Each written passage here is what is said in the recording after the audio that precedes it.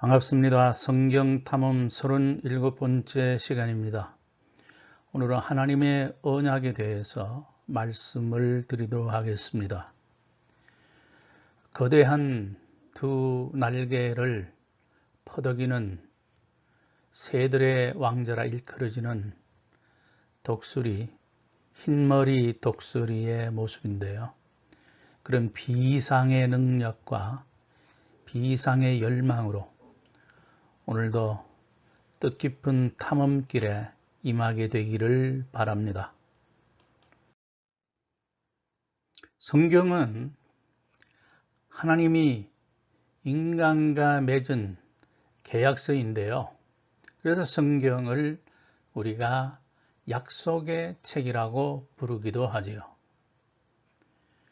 하나님이 인간과 맺은 계약이란 하나님께서 인간에게 강제적으로 부과한 일방통행식의 불평등 계약이 아닙니다.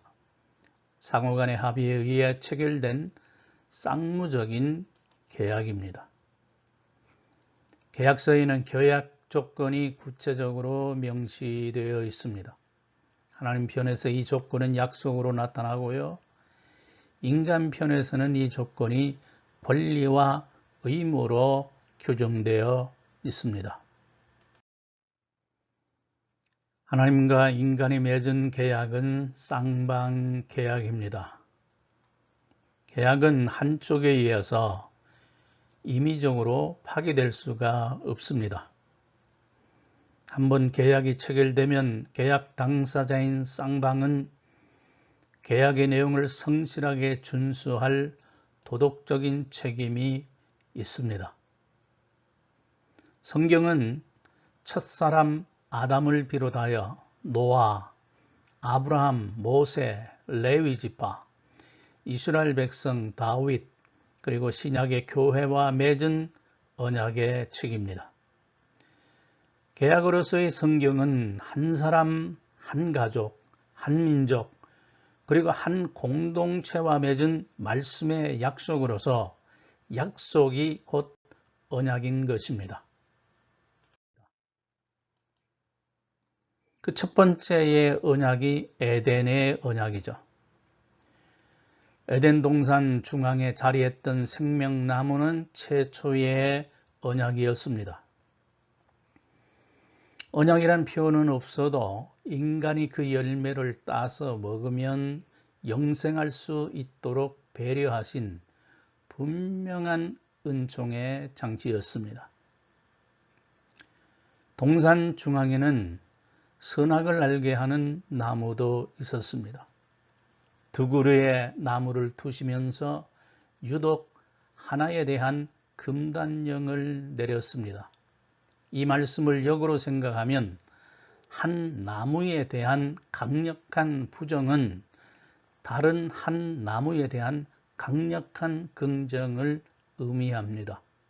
하나님은 인간이 생명나무 열매를 먹고 영생하기를 원하셨던 것이죠.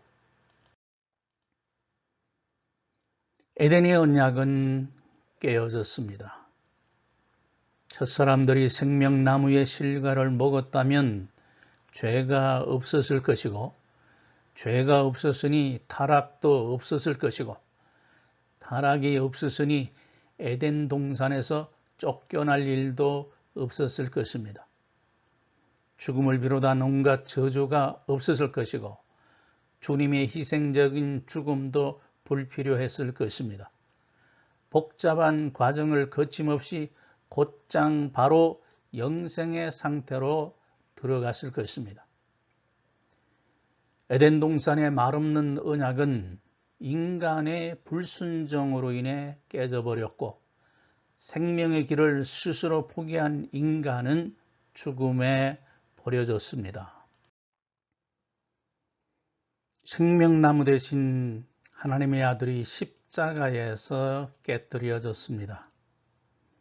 결국 생명나무 대신 그리스도는 하나님의 때에 따라 나무 십자가에 달려 죽으셨고, 에덴 동산에서 외면당했던 그 생명을 주님이 스스로 깨뜨려 인간들에게 흘러가게 하셨습니다.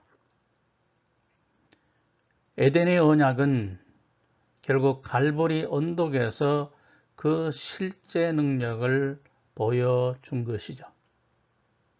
아담과 하와가 외면했던 생명나무는 장차 나타날 새하늘과 새 땅에서 그 넘치는 생명력을 과시하며 구속받은 백성들을 위해서 풍성한 모습을 드러내 보여줍니다.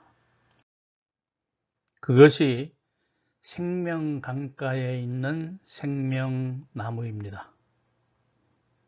이번에는 에덴 동산 중앙이 아니라 하나님 보좌 중심으로부터 흐르는 생명수 강을 따라 좌우편으로 즐비하게 늘어선 이 생명나무는 12가지 실과를 내면서 만국 치료용인 잎사귀들에 쌓여 있을 것입니다.